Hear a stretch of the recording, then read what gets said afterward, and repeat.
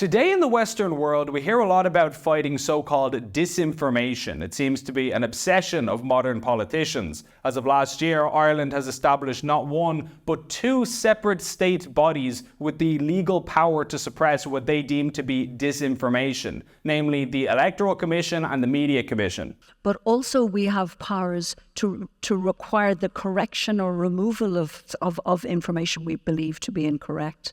And they are very extensive powers, not found, in fact, in that many other European countries. And many other countries, such as Canada, Australia, and elsewhere, are adopting similar measures. But disinformation is not a new word by any means. It's a Cold War-era KGB phrase and comes from the Russian Desinformation. This word was used to refer to false information that was designed by a state to deceive and manipulate the public. So originally, when someone referred to disinformation, they were talking about governments lying to the people for propaganda purposes. But now, in the modern era, the focus of the word has been completely reversed. Now it's the public who are accused of disinformation if they dissent from the government's narrative on a key issue like immigration, or COVID-19, or climate policy, or any other sacred cow that the political establishment doesn't want questioned. So rather than governments and intelligence agencies being accused of spreading disinformation as a form of propaganda against the public,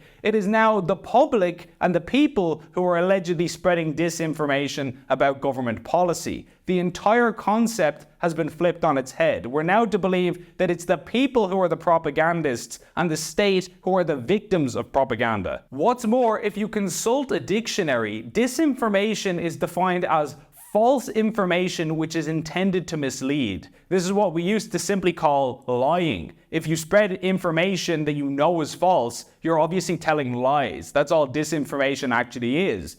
But if politicians said what they meant, namely, we want to regulate lying, people would immediately react with ridicule and outrage in equal measure. They would point out that politicians are widely regarded as some of the biggest liars in our society and are the last people who should be involved in the business of truth arbitration. But I want to say one thing to the American people. I want you to listen to me. I'm going to say this again. I did not have sexual relations with that woman, Miss Lewinsky. Indeed, I did have a relationship with Miss Lewinsky that was not appropriate. In fact, it was wrong.